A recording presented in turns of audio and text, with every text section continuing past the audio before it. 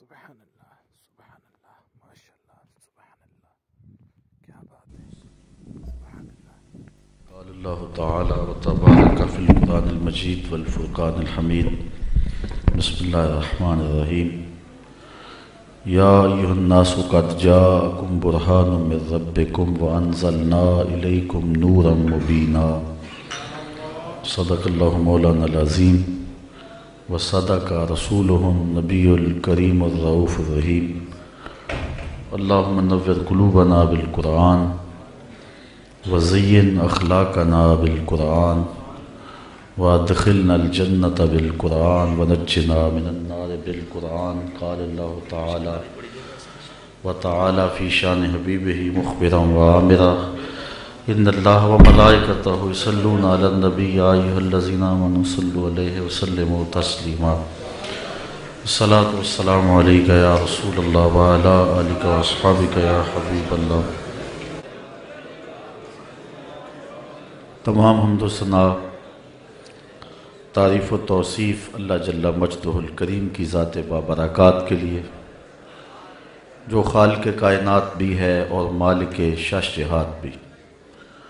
اللہ جل وعلا کی حمد و ثنا کے بعد حضور نبی اکرم شفیع امم رسول محتشم نبی مکرم اللہ کے پیارے امت کے سہارے رب کے محبوب دانائے غیوب مالک رقاب امم فخر عرب و عجم والی کون و مکان سیاہ لا مکان سید انس و جاں سرور لالا رخاں نیر تاباں سر نشین مہوشاں ماہ خوباں شہنشاہ حسینہ تتمہ دوراں سر خیل زہرہ جمالاں جلوہ صبح ازل نور ذات لم یزل باعث تکوین عالم فخر آدم و بنی آدم نیر بطحا رازدار ما اوہا شاہد ما طغا صاحب علم نشرہ معصوم آمنہ احمد مجتبیٰ حضرت محمد مصطفیٰ صلی اللہ علیہ وسلم کے حضور ناز میں اپنی عقیدتوں ارادتوں محبتوں اور نیازمندیوں کا خراج پیش کرنے کے بعد عالی مرتبت ذی وقار علماء کرام معززین شہر حضرات سامعین خواتین و حضرات السلام علیکم ورحمۃ اللہ وبرکاتہ۔ ہر سال میلاد النبی کے موسم میں درس قرآن کی تقریب میلاد النبی کے جلسے کی صورت میں تبدیل ہو جاتی ہے اور ہم حضور کا ذکر کر کے اپنے قلب و نظر کی تسکین کا ساماں کرتے ہیں، اور یقیناً حضور کا ذکر اہل ایمان کے لیے تسکین کا سبب ہے۔ میں سینکڑوں بار یہ جملہ آپ تک پہنچا چکا ہوں۔ حضرت شیخ مہدی الفاسی مطالع المسرات شرح دلائل الخیرات میں لکھتے ہیں، حضور کا ذکر سن کر جس شخص کے کلیجے ٹھنڈ نہیں پڑتی اس کے سینے میں دھڑکنے والا دل کسی مومن کا دل ہی نہیں ہے۔ یہ ہو ہی نہیں سکتا کہ حضور کا ذکر ہو اور تسکین نہ پہنچے۔ اہل ایمان حضور کے ذکر سے تسکین پاتے ہیں، اور جو حضور کا ذکر کرے انہیں وہ شخص بھی اچھا لگتا ہے۔ اور مجھے آپ پر رشک آ رہا ہے کہ آپ سارا دن کام کاج میں مصروف رہتے ہیں اور ساری رات حضور کے نام کی مجالس میں شریک رہتے ہیں۔ ربیع الاول کا چاند کیا طلوع ہوتا ہے، ذکر رسول کی بہار آ جاتی۔ کوئی گھر، کوئی گلی، کوئی مسجد، کوئی محلہ ایسا نہیں ہوتا جہاں نام محمد کا جھنڈا نہیں لہرا رہا ہوتا۔ فرش پہ تازہ چھیڑ چھاڑ، عرش پہ طرفہ دھوم دھام، کان جدھر لگائیے تیری ہی داستان۔ ہر شے فنا پذیر ہے، اقدار عالیہ برباد ہو رہے، اخلاق حسنہ تباہ ہو رہے، بھائی بھائی کا گلا کاٹ رہا ہے، خون سفید ہو رہے، ہر شے نیچے جا رہی ہے لیکن ذکر رسول اوپر جا رہا ہے۔ یہ میرے رب کا وعدہ ہے جس کی تکمیل ہو رہی ہے۔ میں نے ان کھلنڈرے نوجوانوں کو بھی دیکھا ہے کہ جو گھر کا کام بھی نہیں کرتے لیکن میلاد کا موسم ہو ساری رات جھنڈیاں ٹانک رہے ہوتے ہیں۔ یہ اہتمام ہے، یہ اللہ تعالیٰ کے محبوب کی محبت اور حضور علیہ السلام کے پیار کا یہ عالم ہے۔ نخرے باز نوجوانوں کو گلیاں صاف کرتے میں نے دیکھا ہے کہ یہاں حضور کے میلاد کے جلوس نے گزرنا ہے۔ محبتوں کی یہ عظیم داستان اور پیار کا یہ خوبصورت انداز اہل ایمان کو نصیب ہوا ہے، اور وہ یقیناً حضور کے ذکر سے خوش ہوتے ہیں، بلکہ حضور کے ذکر سے تو میرا رب بھی خوش ہوتا ہے۔ حضرت امیر معاویہ رضی اللہ تعالی عنہ سے مروی ایک روایت ہے جس کو صحاح نے بیان کیا ہے کہ ایک دن آقا تشریف لائے اور صحابہ باہم بیٹھے ہوئے تھے، اور آقا کریم نے فرمایا ما اجلسکم، تمہیں یہاں آج کس شے نے بٹھایا ہوا ہے، کیوں بیٹھے ہوئے؟ آپ سے بھی تو کوئی پوچھ سکتا ہے نا کہ موسم میں آج تغیر بھی ہے اور بوندا باندی کے امکان بھی ہیں، سردی کی ایک تازہ لہر بھی آئی ہے، لیکن آپ سب کچھ چھوڑ چھاڑ کے یہاں کیوں آئے؟ تو آپ اس کو کوئی جواب تو دیں گے نا، یہی جواب دیں گے نا، خوشی ہے آمنہ کے لال کے تشریف لانا۔ تو صحابہ بیٹھے ہوئے تھے، آقا کریم نے فرمایا ما اجلسکم، یہاں آج تمہیں کس شے نے بٹھایا ہوا ہے؟ تو انہوں نے عرض کی جلسنا نذکر اللہ و نحمدہ علی ما ہدانا للاسلام و من علینا بک، آج ہم اس لیے بیٹھے ہیں کہ اللہ نے آپ کی صورت میں ہمارے اوپر جو احسان کیا ہے اور ہمیں اسلام کی ہدایت ملی ہے، اس پر ہم اللہ کی حمد بیان کرنے اور ذکر کرنے کے لیے بیٹھے ہیں۔ حضور نے فرمایا کہ صحابہ کیا تم اس بات پہ قسم اٹھا سکتے ہو کہ اسی لیے بیٹھے ہو؟ صحابہ نے کہا اللہ کی قسم ہم اس لیے بیٹھے ہو۔ فرمایا میں تم سے جو قسم لی ہے کسی تہمت کی وجہ سے نہیں لی، تمہارے قول کی صداقت پر مجھے کوئی شک نہیں تھا کہ اس کو دور کرنے کے لیے میں نے قسم لی ہو، بلکہ ماجرا کچھ اور تھا۔ میرے پاس ابھی جبریل آئے اور انہوں نے آ کر کہا کہ محبوب آپ کے جو غلام کام کر رہے ہیں اس پر اللہ فرشتوں میں فخر فرما رہا ہے، اس کام پر اللہ فرشتوں میں فخر فرما رہا ہے کہ دیکھو میرے محبوب کے غلام کیا کر رہے ہیں۔ تو حضور اللہ کی تخلیق کے شاہکار ہیں، اور اس پر جب کوئی شکریہ ادا کرے گا تو اللہ راضی ہوگا، اللہ خوش ہوگا۔ تو آج میں آپ کے سامنے حضور علیہ السلام کے کچھ معجزات بیان کرنے کا ذہن لے کر کے آیا ہوں کہ آؤ آج اس کا ذکر کریں، جس کے ذکر پہ ذکر ختم ہو جاتا ہے، جس کا نام اتنا اونچا ہے، جس کا ذکر اتنا اونچا ہے کہ اونچائیاں پستی میں ڈھلنے لگ جاتی ہیں جب میرے محمد کا نام آتا ہے۔ اللہ اکبر۔ اللہ نے اپنے محبوب کو سر سے لے کر پاؤں تک سراپا معجزہ بنایا ہے، اور حضور علیہ السلام کے ہاتھوں سے، حضور علیہ السلام کی زبان سے، حضور علیہ السلام کے اشاروں سے کئی معجزات ظہور پذیر ہوئے ہیں۔ علماء نے لکھا ہے کہ ان کی تعداد 1200 تک ہے، اس سے زائد کی تعداد بھی علماء نے لکھی ہے، 1000 کی تعداد بھی لکھی ہے۔ بہرحال حضور علیہ السلام کو اللہ تعالیٰ نے سراپا معجزہ بنایا، جدھر انگلی اٹھتی کائنات اسی طرف ہوتی، قطرے کو سمندر ذرے کو ستارہ کرتے ہیں، کونین کو خم آ جاتا ہے جب زلف سمارا کرتے ہیں۔ میرے آقا کریم علیہ السلام کے اشاروں پہ پوری کائنات ہے۔ اللہ اکبر۔ ذرے اس خاک کے تابندہ ستارے ہوں گے جس جگہ آپ نے نالین اتارے ہوں گے۔ ہم تو اس نبی کے چاہنے، اس نبی کے ماننے والے ہیں۔ حضور کا ذکر سن کے اہل ایمان خوش بھی ہوتے ہیں اور ان کے ایمان میں اضافہ بھی ہوتا ہے، اور ان کو ٹھنڈ بھی پڑتی ہے اور ان کی روح بھی رقص کرتی ہے۔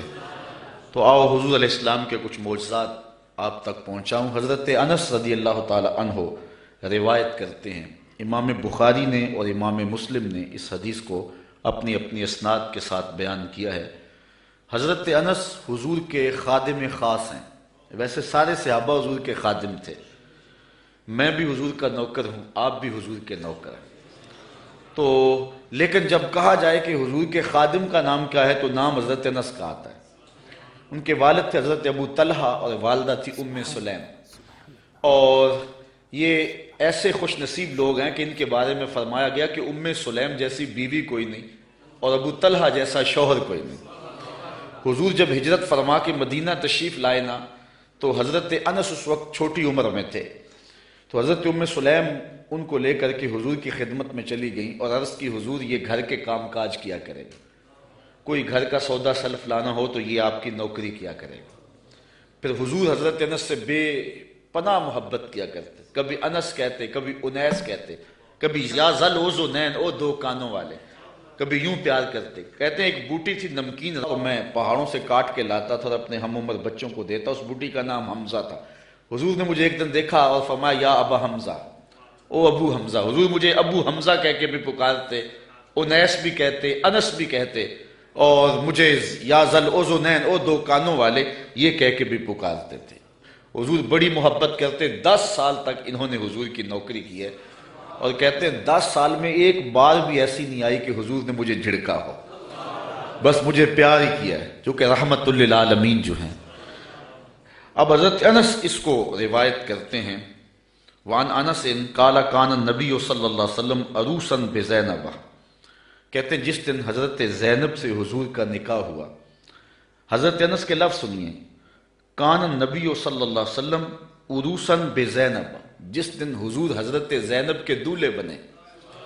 حضرت انس روایت کرتے ہیں جس دن حضور حضرت زینب کے دولے بنے، فعامدت امی ام سلیم الی تمر و سمن و عقت، تو میری ماں ام سلیم نے کچھ کھجوریں، کچھ گھی اور کچھ پنیر لے کر اس کا حلوہ تیار کیا۔ فصنعت حیسن، ایک حلوہ تیار کیا، فجعلتہ فی طور، اور ایک برتن میں ڈال کر کے، فقالت، فرمایا، یا انس اذهب بہذا الی رسول اللہ، یہ حلوہ حضور کی خدمت میں لے جاؤ، یہ حضور کے پاس لے جاؤ۔ اچھا، کہتے ہیں کہ فقل، اور ساتھ حضور سے کہنا، بعثت بہذا الیک امی، حضور یہ حلوہ میری ماں نے بھیجا ہے، یہ حلوہ میری ماں نے بھیجا۔ حضرت ابی بن کعب کہتے ہیں کہ میں ایک دن تلاوت کر رہا تھا تو حضور گزرے اور حضور رک کر کے سنتے رہے۔ بعد میں حضور سے ملاقات ہوئی تو فرمایا، ابی میں گزرا تھا، میں نے تیرا قرآن پڑھنا سنا ہے۔ تو حضرت ابی بن کعب کہنے لگے کہ حضور اگر مجھے پتا ہوتا نا کہ آپ سن رہے ہیں تو میں اور سنوار کے پڑھتا۔ اعلیٰ حضرت اس حدیث کے تحت لکھتے ہیں کہ کسی کو دکھلانے کے لیے پڑھنا ریاکاری ہوتا ہے اور اجر کو ضائع کر دیتا ہے، لیکن حضور کو دکھانے کے لیے اگر کرو تو اجر ضائع نہیں ہوتا، اجر دوہرا ہو جاتا ہے۔ اس لیے حضرت ابی بن کعب نے کہا کہ اگر مجھے پتا ہوتا نا کہ آپ سن رہے ہیں میں اور سنوار کے پڑھتا۔ حضرت انس کی ماں نے کہا کہ حضور کو بتانا کہ یہ میری ماں نے بھیجا ہے، کیونکہ جب حضور کو بتاؤ گے تو حضور دعا دیں گے۔ ایک دن حضور کسی صحابی کے گھر کے دروازے پہ گئے اور آقا کریم کی عادت یہ تھی کہ السلام علیکم کہتے، جا کہا السلام علیکم، وہ دروازے پہ کھڑا تھا، سن لیا حضور آئے ہوں تو پتہ نہ چلا ہو کہ کون آیا ہے۔ اب اس نے منہ کے اندر کہا وعلیکم السلام، آواز کو اونچا نہیں کیا۔ حضور نے پھر کہا السلام علیکم، تو حضور علیہ السلام نے جب کہا تو اس نے پھر جو ہے وہ چپکے سے کہا وعلیکم السلام۔ پھر حضور نے تیسری مرتبہ کہا السلام علیکم، تو اس نے پھر چپکے سے وعلیکم السلام کہا۔ حضور کی عادت تھی 3 مرتبہ کہتے اور پھر واپس چلے جاتے۔ تو حضور واپس پلٹے تو صحابی حضور کے پیچھے بھاگے۔ حضور فرمایا، میاں میں نے تو 3 مرتبہ سلام کہا تھا۔ تو حضور کی بارگاہ میں عرض کی، حضور میں نے 3 بار جواب دیا تھا، لیکن میں نے اونچی جواب اس لیے نہیں دیا تھا کہ حضور بار بار سلامتی کی دعا دیتے رہیں۔ اگر میں پہلی مرتبہ وعلیکم السلام کہہ دیتا تو آپ دوسری 2 مرتبہ تو نہ کہتے، تو آپ بار بار مجھے سلامتی کی دعا دیتے رہیں۔ حضرت انس کی ماں نے اس لیے جو ہے وہ اپنے بیٹے کو کہا کہ جا کے بتانا تاکہ حضور دعا دے دیں۔ تو کہا کہ جا حضور سے کہنا کہ حضور یہ میری ماں نے بھیجا ہے، وَهِيَ تُقْرِئُكَ السَّلَامَ، اور حضور وہ آپ کو سلام بھی کہتی تھی، آپ کو سلام بھی کہتی تھی۔ کتنا خوبصورت انداز حضرت انس کی والدہ کا۔ ہمارے یہاں ایک ساتھی ہیں، میں عمرے پہ حاضر ہوا تو میں ایئرپورٹ پہ تھا تو انہوں نے اپنی والدہ سے میری بات کروائی، تو بڑے لوگوں نے کہا وہاں حضور علیہ السلام کی بارگاہ میں ہمارا سلام پیش کرنا، لیکن اماں جی کا انداز اتنا میٹھا تھا اور اتنا پیارا تھا تو مجھے فون پہ کہنے لگے جا کے سرکار نے میرا سلام علیکم دے دینا۔ تو حضرت انس کی ماں نے کہا کہ حضور کی خدمت میں جا کے میرا سلام بھی پیش کرنا اور بتانا کہ یہ انس کی ماں نے بھیجا ہے، اور ساتھ تیسری بات وَتَقُولُ إِنَّ هَذَا لَكَ مِنَّا قَلِيلٌ یا رسول اللہ، اور کہنا حضور یہ ہماری طرف سے تھوڑا سا نذرانہ ہے، قبول کر لو۔ یہ زیادہ نہیں ہے، یہ بہت تھوڑا سا ہے، اس کو قبول کر لو۔ کہتے ہیں میں حضور کی خدمت میں حاضر ہوا، فذهبت فقلت، میں حاضر ہوا، جو ماں نے کہا تھا وہ میں نے کہہ دیا۔ 3 باتیں ماں نے کہی تھی، ایک کہنا کہ حضور میری امی نے بھیجا ہے، دوسرا کہ حضور آپ کو سلام بھی کہتی تھی، اور تیسرا کہ کہتی تھی کہ حضور یہ ہماری جانب سے تھوڑا سا ہے۔ تو حضور کی خدمت میں جا کے میں نے کہہ دیا، فقال داہو، حضور نے فرمایا رکھ دو۔ ثم قال، پھر کہا، اذهب فدع لی فلانا و فلانا و فلانا، پھر فرمایا اٹھو فلاں کو بلا لاؤ، فلاں کو بلا لاؤ، فلاں کو بلا لاؤ۔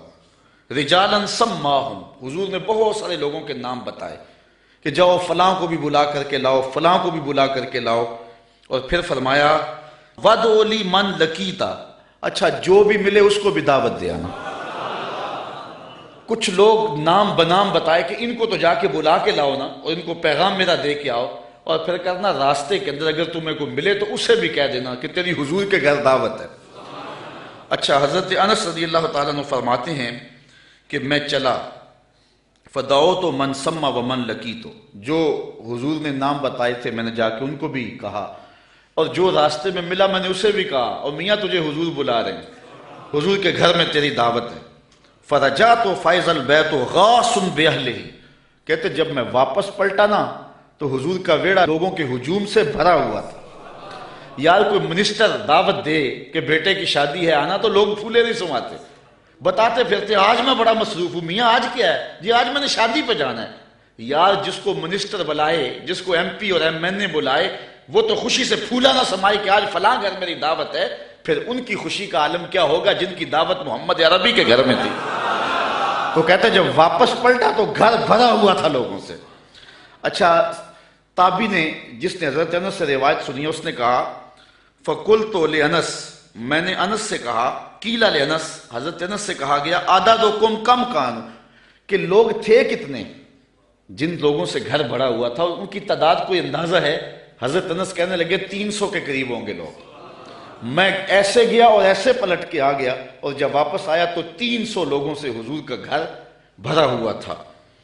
اب آقا کریم علیہ السلام نے فرمایا، حضرت انس کہتے ہیں فرأیت النبی صلی اللہ علیہ وسلم وضع یدہ علی تلک الحیثہ، کہ حضور نے اپنا دست برکت اس پیالے پہ رکھ دیا، اس حلوے پر اپنا دست شفا، دست نور، دست برکت، دست رحمت اس پیالے پر رکھ دیا، اور وَتَكَلَّمَ بِمَا شَاءَ اللَّهُ، اور جو اللہ نے چاہا وہ حضور نے پڑھا، ہاتھ رکھا، کھانے کو سامنے رکھا، اور پھر جو اللہ نے چاہا حضور نے وہ تلاوت کی۔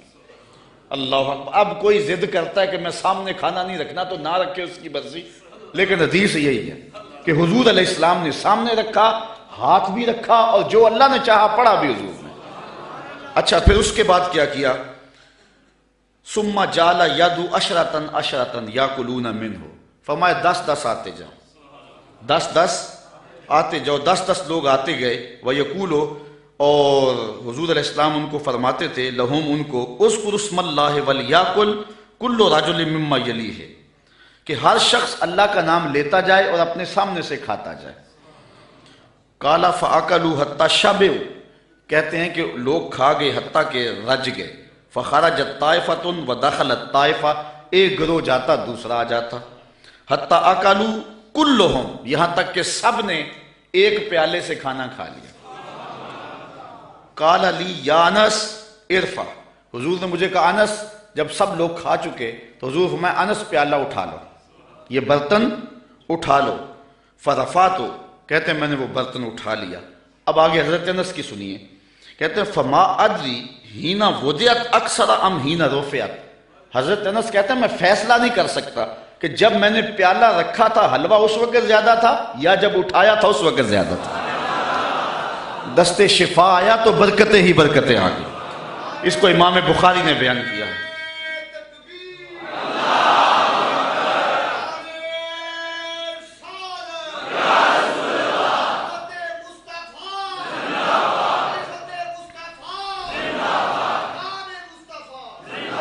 ہمارے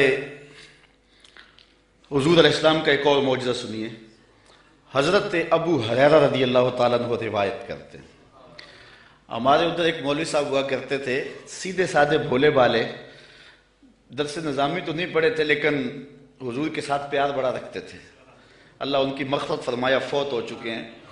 تو کسی نے ان سے پوچھا کہ حضرت ابو ہریرہ کو ابو ہریرہ کیوں کہتے ہیں؟ حضرت ابو ہریرہ کو ابو ہریرہ کیوں کہتے ہیں؟ تو انہوں نے جواب دیا، کہنے لگے کہ ابو ہریرہ کو ابو ہریرہ اس لیے کہتے ہیں کہ وہ ہر ویلے حضور کے پاس رہتے تھے۔ ابو ہریرہ کو ابو ہریرہ اس لیے کہتے ہیں کہ وہ ہر ویلے حضور کے پاس رہتے۔ اس کا سبب تو اور ہے، لیکن چلو آج یہی ترجمہ کر لیتے ہیں کہ حضرت ابو ہریرہ ہر ویلے حضور کے پاس ہی رہتے تھے، اور ان کے مقدر کہ وہ حضور کے پاس رہتے تھے۔ اچھا، حضرت ابو ہریرہ رضی اللہ تعالی عنہ اصحاب صفہ میں سے ہیں، اسلام کی پہلی یونیورسٹی صفہ اس کے طالب علم ہیں، اور حضور سے بلا تعین اوقات انہوں نے پڑھا ہے، اور آقا کریم نے ان کے سینے کے اندر علم کوٹ کوٹ کے بھر دیا۔ کہتے ہیں میں بہت کچھ سنتا تھا، بھول جاتا تھا، پھر ایک نے عرض کی انی اسمع منک حدیثا کثیرا، بہت کچھ سنتا ہوں لیکن یاد نہیں رہتی۔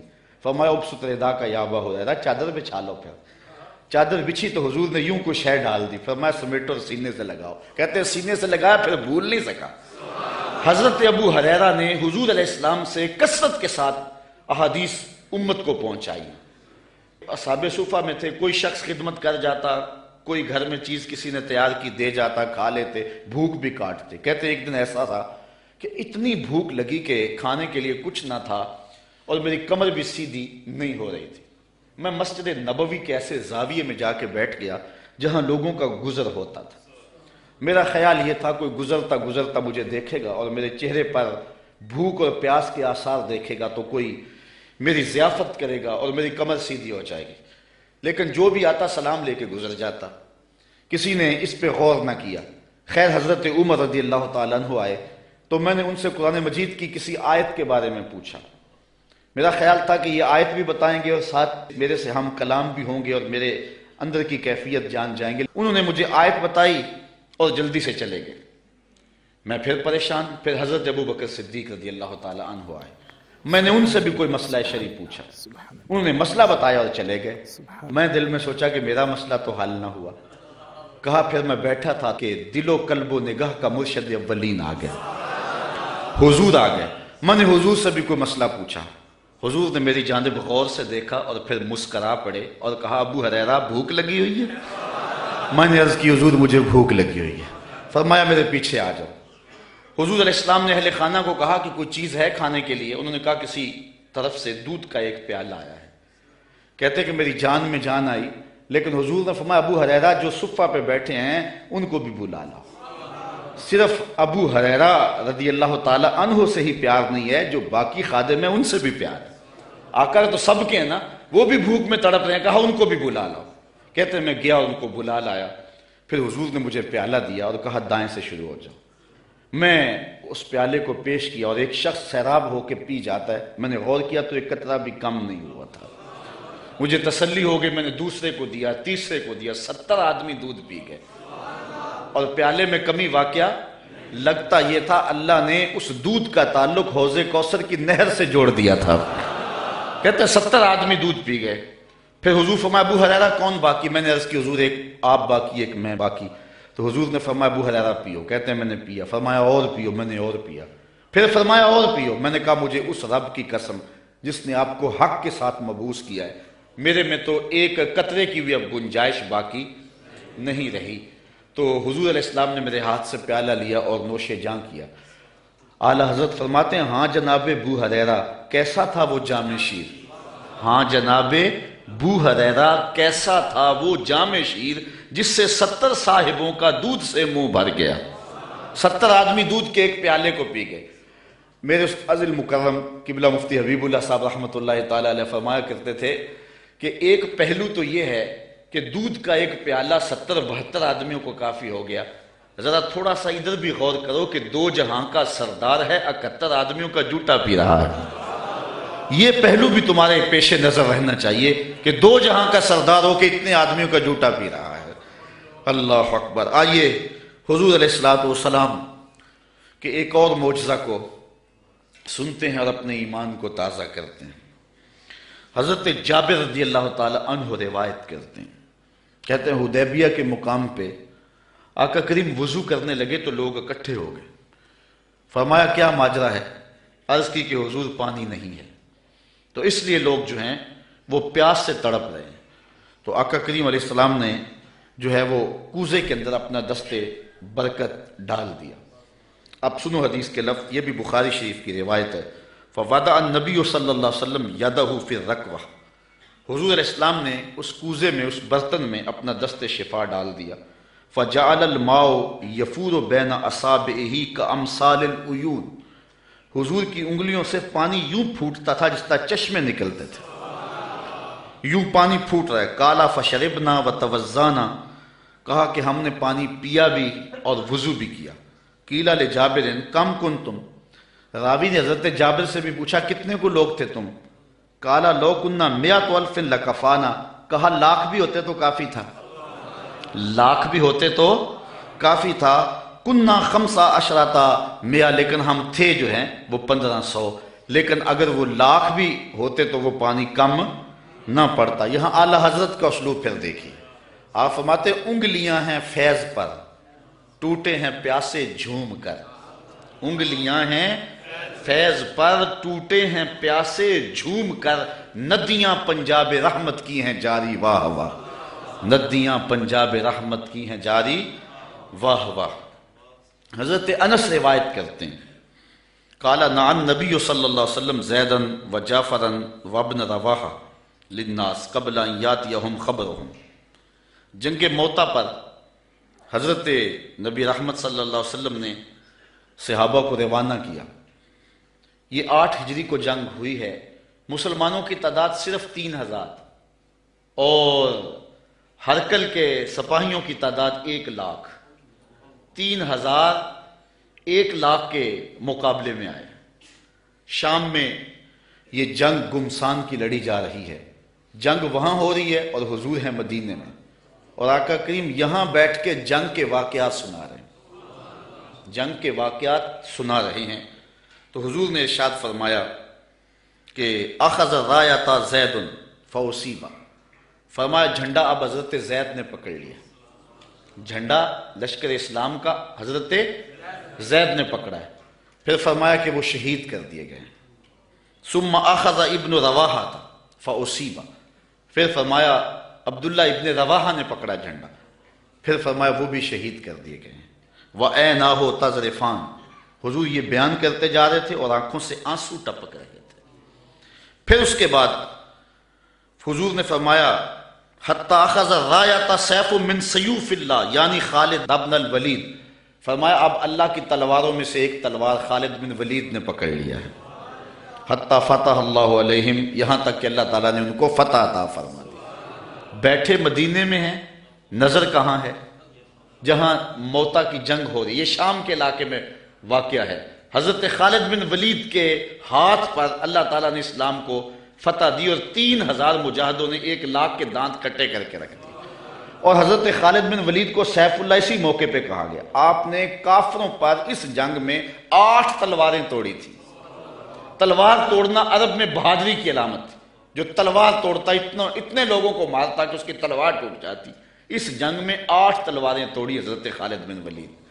ساری زندگی حضرت خالد بن ولید کی آرزو رہی کہ میں بھی شہید ہو جاؤں راہ خدا میں، لیکن یہ ان کی آرزو پوری نہ ہو سکی، اس لیے کہ وہ اللہ کی تلوار تھے اور اللہ کی تلوار کو کون توڑتا. اس لیے حضرت خالد بن ولید رضی اللہ تعالیٰ عنہ ساری زندگی جو ہے وہ کسی جنگ کے اندر بھی نامراد نہیں ہوئے اور ناکام نہیں ہوئے. ایک موقع پر جبلہ بن احم کے مقابلے میں حضرت خالد بن ولید تھے. اس معاملے میں مسلمانوں کی پسپائی ہوئی. حضرت خالد بن ولید کو حضرت رافع بن عمر تائی نے کہا کہ اب ہماری قضا آ گئی. ان کا ایک افسر انہوں نے مارا اور انہوں نے یک بارگی حملہ کر دیا. مسلمانوں کی تعداد تھوڑی تھی. حضرت رافع بن عمر تائی نے کہا کہ اب ہماری موت آ گئی، اب ہماری قضا آ گئی. حضرت خالد بن ولید نے کہا کہ واقعی مجھے بھی یوں ہی لگتا ہے، چونکہ میں کسی جنگ میں ناکام نہیں ہوا اور پسپا نہیں ہوا، لیکن آج ہم پسپا ہو رہے ہیں. اس کی ایک وجہ ہے کہ حضور علیہ السلام کے مبارک بال میرے پاس تھے اور میں ٹوپی میں سیے ہوئے تھے اور ہر جنگ میں میرے ساتھ ہوتے تھے.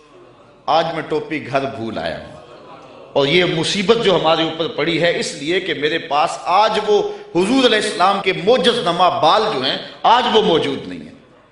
لیکن بندہ مٹ نہ جائے آقا پہ تو وہ بندہ کیا ہے، بے خبر ہو جو غلاموں سے وہ آقا کیا ہے. دور طیبہ سے جب بھی میں تڑپا کبھی ان کو حالات کی سب خبر ہو گئی. حضور حضرت ابو عبیدہ کو خواب میں ملے اور فرمایا خالد پہ مشکل بنی اور تم یہاں سو رہے ہو. وہ فوراً اٹھے اور اعلان کروا دیا، کہا جلدی تیار ہو جاؤ، حضرت خالد کی مدد کو پہنچنا ہے. راتوں رات لشکر تیار ہوا اور حضرت خالد بن ولید رضی اللہ تعالی عنہ کی مدد کے لیے لشکر چل پڑا. انہوں نے دیکھا کہ ایک نقاب پوش سوار ہے جو لشکر سے ہٹ کر کے چل رہا ہے. امیر لشکر نے کہا کہ ذرا اس شخص کو دیکھو یہ کون ہے، کوئی جاسوس نہ ہو. جب مجاہد اس کے پاس گئے اس نے کہا کہ پیچھے ہٹ جاؤ، میں کوئی غیر نہیں ہوں، میں حضرت خالد بن ولید کی بیوی ہوں. جب حضرت ابو عبیدہ نے اعلان کروایا نا کہ تیار ہو جاؤ کہ خالد پہ مشکل آ گئی ہے، تو میں نے سوچا کہ اللہ کے شیر پہ کبھی مشکل آئی تو تھی نہیں، یہ کیا ہو گیا. تو میں نے غور کیا تو ان کی ٹوپی گھر رہ گئی تھی. تو میں نے ٹوپی لی، میں ان کو ٹوپی دینے جا رہی. لشکر کے ساتھ ساتھ حضرت خالد بن ولید کی اہلیہ بھی چلتی رہی. حضرت خالد بن ولید ادھر محاذ پہ ڈٹے ہوئے. اچانک حضرت خالد بن ولید کیا دیکھتے ہیں کہ ایک جانب سے اللہ اکبر کی آواز آئی اور 5-6 مجاہد ہیں جو دشمن کے لشکر کو پیچھے دھکیل رہے ہیں اور اس میں ایک نقاب پوش مجاہد بھی ہے. حضرت خالد بن ولید نے گھوڑے کو ایڑ لگائی اور جا کے اس کے قریب کھڑے ہو گئے. کہا جوان مجاہد تو کون ہے کہ لشکر کے جو ہے پشتے کاٹ رہا ہے. اس نے تھوڑا سا نقاب سرکا کے کہا آنا زوجتو کا ام تمیم، میں تمہاری بیوی ام تمیم ہوں اور تم حضور کے بالوں والی ٹوپی بھول آئے تھے، میں وہ تمہیں دینے آئی ہوں. تو انہوں نے وہ ٹوپی ان کو پیش کی تو اللہ نے اسی دن حضرت خالد بن ولید کو فتح عطا فرمائی. یہ حضور علیہ الصلوۃ والسلام کے منہ مبارک کا موقع.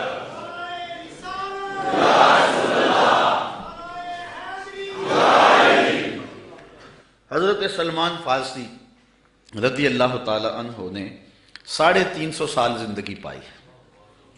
ایک روایت کے مطابق 250 سال اور دوسری روایت کے مطابق 350 سال زندگی پائی. کہتے ہیں کہ میں ایک پادری کی خدمت کرتا رہا. جب اس کا آخری وقت آیا اس نے مجھے کہا کہ تو نے میری بڑی نوکری کی ہے اور بڑی خدمت کی ہے، تو اب میں جا رہا ہوں، لیکن اب تو چلا جا غموریہ اور وہاں کا ایک راہب ہے جو کتاب اللہ کو صحیح جاننے والا ہے، اس کی خدمت کا تجھے کچھ مل جائے گا. کہتے میں نے اس کی وفات کے بعد تدفین کی اور پھر غموریہ کے اس راہب کے پاس پہنچا.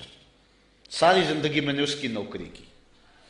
جب وہ فوت ہونے لگا تو اس نے مجھے کہا کہ اب میں اس دنیا سے جا رہا ہوں، تو نے بہت زیادہ میری خدمت کی، میں تجھے ایک پتے کی بات بتاؤں.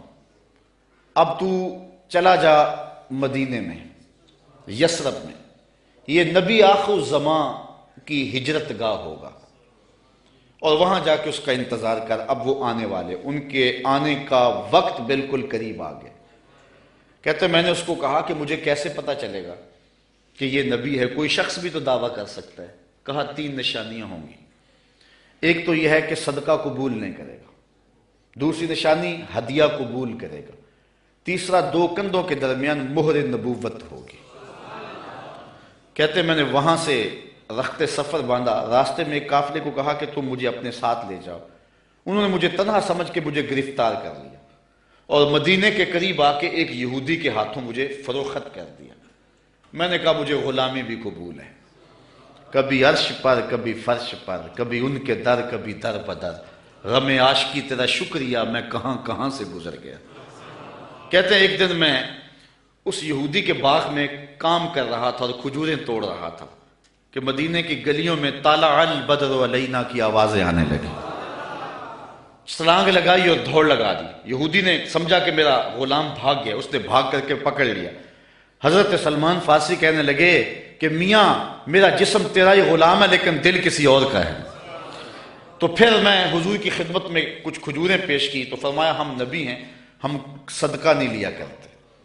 میں نے کہا حضور صدقہ نہیں ہے، ہدیہ ہے. تو حضور نے قبول فرما لیا. 2 نشانیاں پوری ہو گئیں، اب تیسری نشانی کا انتظار. حضور مہر نبوت کو چھپا کر کے رکھتے تھے، میں طاق میں رہتا تھا۔ ایک دن ایک جنازے میں حضور تشریف لائے، میں تھوڑا سا حضور کے پیچھے ہوا تو آقا کریم علیہ السلام نے اپنی چادر مہر نبوت سے ہٹا دی، فَأَلْقَ إِلَيَّ رِدَاءَهُ، اپنی چادر میری جانب پھینک دی، وَقَالَ انظر إِلَى مَا أُمِرْتَ بِهِ، جو تجھے بتایا گیا دیکھ لے، جو ڈھونڈ رہا ہے وہ دیکھ لے۔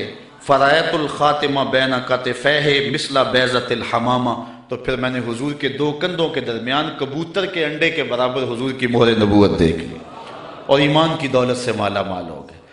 اچھا، حضور کے معجزات کی فہرست تو بہت طویل ہے، لیکن میں آج کی اس نشست کو ایک عظیم حضور کے معجزے سے اختتام کی طرف لے جاؤں گا۔ آقا کریم جب ہجرت مدینہ کے لیے رخت سفر باندھتے ہیں، راستے میں عاتقہ بنت خلف بن معبد نامی ایک خاتون کا گھر آیا۔ حضور وہاں رک کر کے ان کو کہا کہ اگر تمہارے پاس ہماری خدمت کے لیے کچھ ہے تو ہمیں پیش کرو۔ بھوک اور پیاس آقا کریم نے محسوس کی، حضور کے جو ساتھی بھی تھے۔ تو اس خاتون نے، جس کا نام معبد تھا، اس نے کہا کہ لو کان عندنا شیء ما آوزکم الکرا، ہم دیہاتی لوگ ہیں اور عرب ہیں، ہمارے ہاں مہمان آ جائے تو کوئی کسر نہیں چھوڑتے، لیکن آج اتفاق ایسا ہے کہ ہمارے گھر کچھ ہے نہیں جو آپ کی خدمت کے لیے پیش کریں۔ عرب لوگ مہمان دیکھ کر کے خوش ہوتے ہیں، پھر مہمان بھی اتنے سونے آ جائیں، لیکن بدقسمتی یہ ہے کہ اس وقت ہمارے پاس کچھ ہے نہیں جو آپ کو پیش کر سکے۔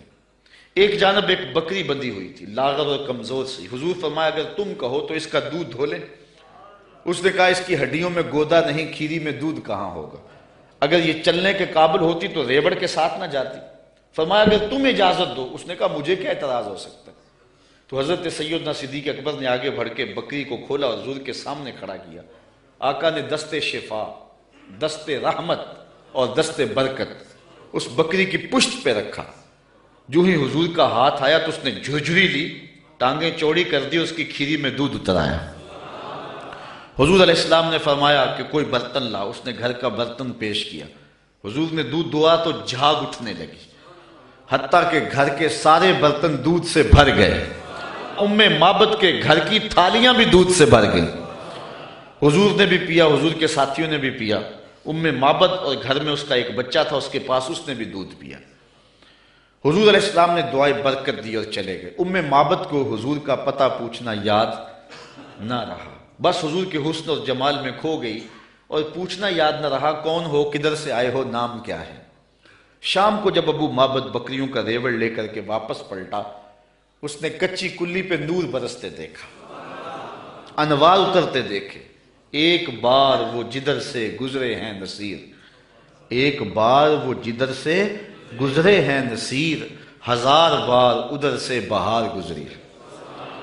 نشور وحدی کا لہجہ دیکھیں، اس نے کہا چند لمحوں کے لیے ٹھہرے تھے تم جس پیڑ کے نیچے، چند لمحوں کے لیے ٹھہرے تھے تم جس پیڑ کے نیچے، سنا ہے آج تک اس پیڑ کا سایہ مہکتا ہے۔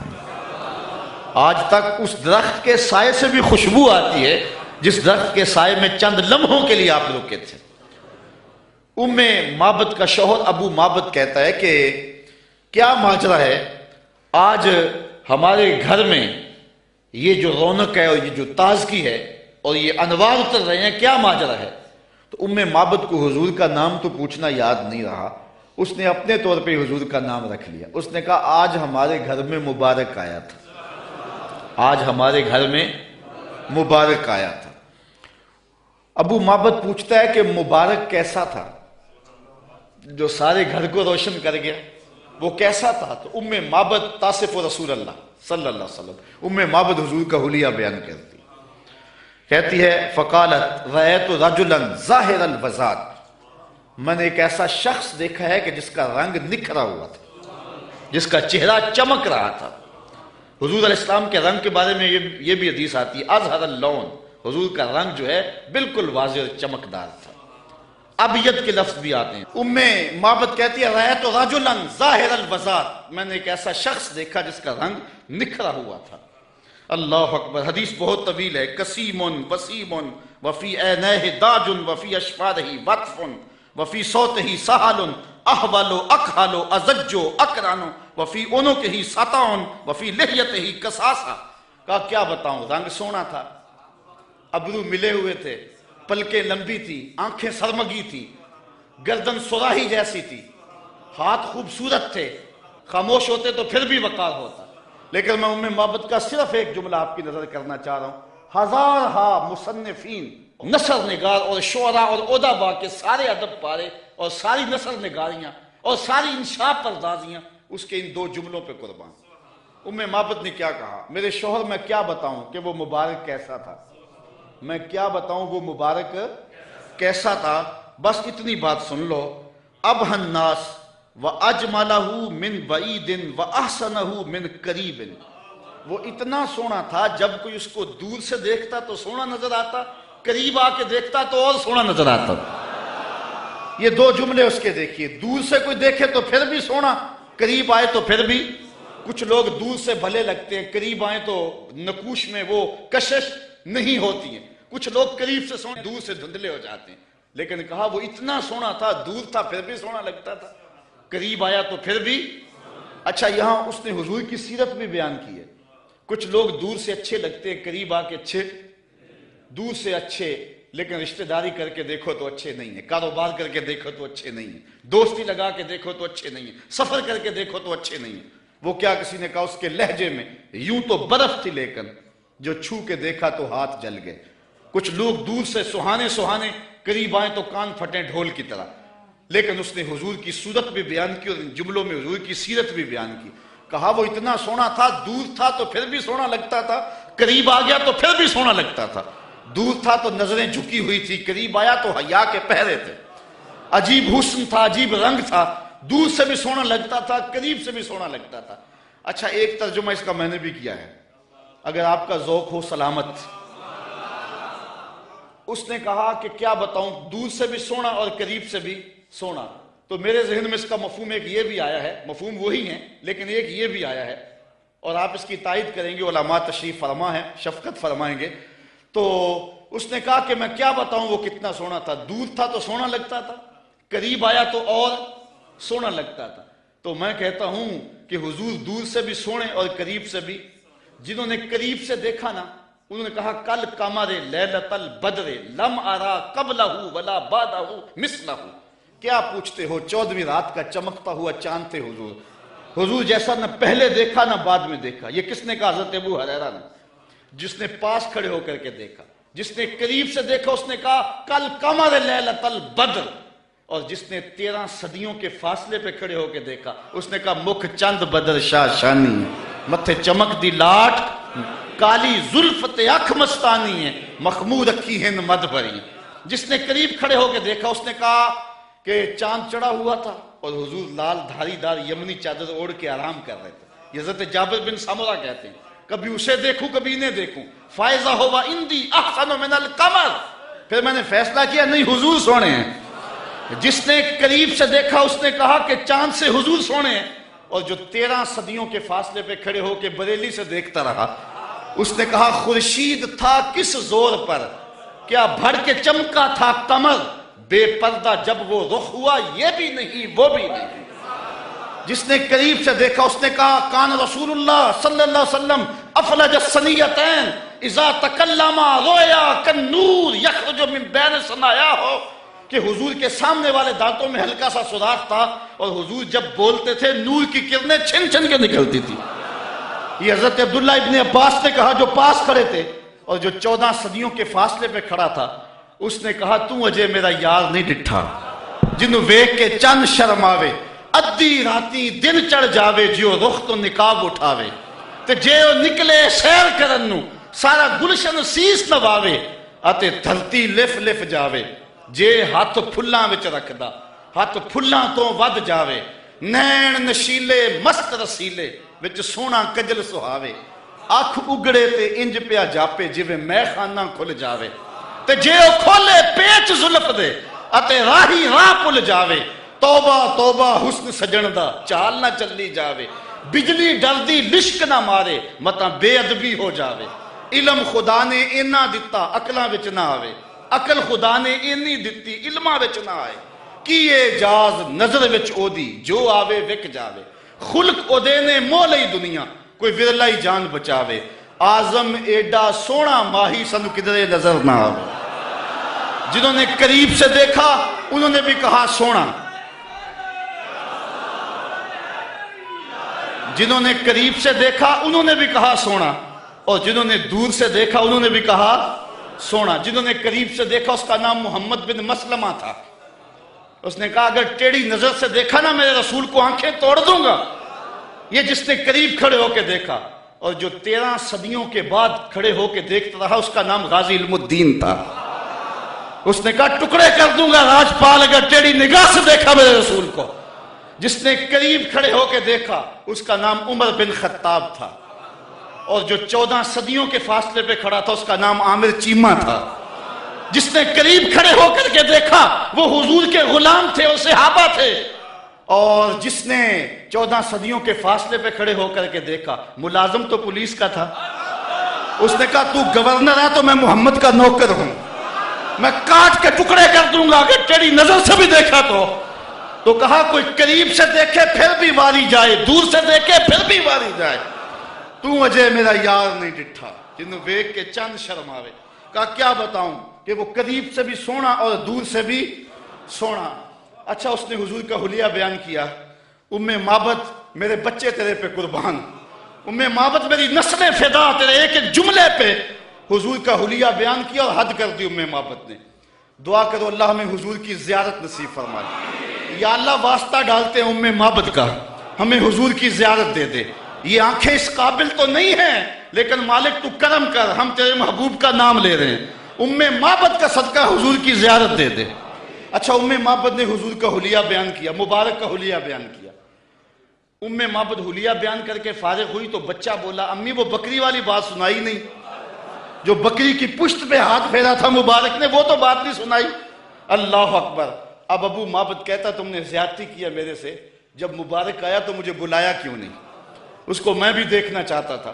اب میں بکریاں دودھ لے کر نہیں جاؤں گا قریب قریب رہا کروں گا کبھی مبارک آئے نا تو مجھے بلا لینا اب وہ سارے گھر کے افراد مبارک کا انتظار کرتے ہیں ابو مابت کہتا ہے ایک بار ہی آ جائے جن لوگوں نے مدینہ نہیں نہ دیکھا ہوتا وہ کہتے ہیں ایک بار مدینے بلا لے مولا پھر پاویں جان کڑ لئی اور جنہوں نے دیکھ لیا ہوتا ہے وہ کہتے ہیں یا اللہ بار بار بولا ابو مابت کے جذبات یہ تھے ایک بار ہی دیکھ لوں لیکن ام مابت کہتی تھی کاش کے روز بھی گزرے مبارک کا روزانہ گزر ہو یہاں سے ایک دن ام مابت سودا سلف لینے کے لیے قریبی بستی میں گئی نہ ملا تو آگے بڑھ گئی آگے شہر مدینہ میں جا پہنچی سودا خرید رہی تھی بچہ بھی ساتھ تھا کہ حضرت ابوبکر صدیق گزرے تو بچے نے جب دیکھا نا تو تڑپنے لگا اور اس کے لفظوں میں وہ بے ساختگی اور اس کی تڑپ ظاہر ہو رہی ہے اس نے کہا یا امہ اِنَّ هَذَا الرَّجُلَ الَّذِي كَانَ مَعَ الْمُبَارَكِ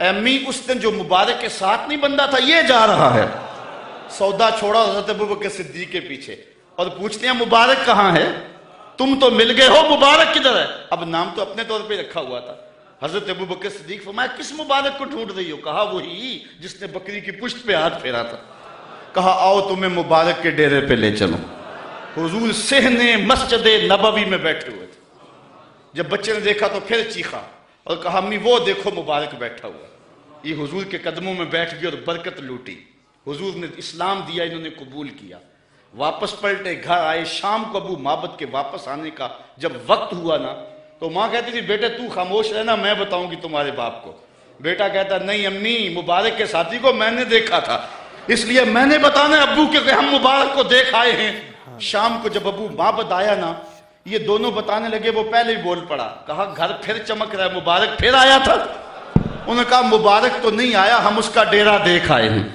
کہا کدھر رہتا ہے کہا جسے دنیا محمد کہتی ہے وہی تو مبارک ہے پھر اگلے دن ابو مابت بھی حضور کے قدموں میں بیٹھا ہوا تھا وہ بکری ام مابت کے پاس عام و رمادہ تک زندہ رہی اہل سیر لکھتے ہیں کہ حضرت عمر کے دور میں ایک سال آیا تھا جب قحط پڑا تھا اور درخت بھی سوکھ گئے تھے، جانوروں کی چھاتیاں بھی خشک ہو گئی تھی، کنووں کے پانی بھی نیچے چلے گئے تھے، حوض بھی خشک ہو گئے تھے، کہیں سے پانی کا کوئی قطرہ نہیں ملتا تھا، لیکن ام معبد کے ڈیرے سے بکری کا دودھ مل جاتا تھا، کیونکہ حضور علیہ السلام نے اس بکری پر اپنا دست شفا پھیرا تھا، اپنا دست برکت پھیرا تھا۔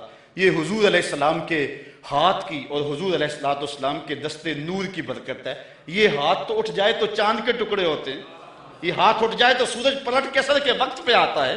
اللہ اکبر، یہ جدھر ہاتھ ہو جاتے ہیں ادھر ہی کائنات کا نظام ہوتا ہے۔ اللہ تعالی ہمیں حضور کی محبت نصیب فرمائے۔ یہ عنوان تو ایسا تھا کہ اس کو بیان کرتے رہیں، لیکن میں اسی پر آج کی اس گفتگو کو اختتام پذیر کرتا ہوں اور یہ دعا کرتا ہوں کہ اللہ ہمیں حضور علیہ السلام کے معجزات کا صدقہ میرے ملک کو امن عطا کر دے، میرے وطن کو امن دے دے۔ الحمدللہ قوم جاگ پڑی ہے، قوم میں شعوری لہر بڑی تیزی کے ساتھ دوڑ رہی ہے، اور قوم اتنی دیر تک قوم نہیں بنتی جب تک حضور کی دہلیز پہ نہیں آتی۔ اور مجھے اس بات پہ جو ہے وہ ناز ہے کہ پوری دنیا میں یہ میلاد کا موسم گزر رہا ہے، دیکھو کوئی گھر ایسا نہیں جہاں میرے حضور کا جھنڈا نہ جھول رہا ہو، ہر شے نیچے جا رہی ہے، ذکر رسول اوپر جا رہا ہے۔ جلوسوں کا جو اہتمام تھا اس وقت، جو انداز تھا، آپ کے شہر کی رونق بھی میں دیکھ کر کے گیا ہوں، اور آپ کی محبتیں بھی میں نے دیکھی ہیں، اور پوری دنیا کے اندر جو کیفیات ہیں اس وقت، وہ ایک روشن باب ہے اور ایک اجالا ہے۔ اللہ تعالی ہم سب کو حضور کی محبت نصیب فرمائے۔ وآخر دعوانا ان الحمدللہ رب۔ آفاق کے ہر گوشے میں قرآن سنا کر دم لینا، اب رکنا نہیں، اب تھمنا نہیں، فردوس میں جا کر دم لینا، آفاق کے ہر گوشے میں قرآن سنا کر دم لینا۔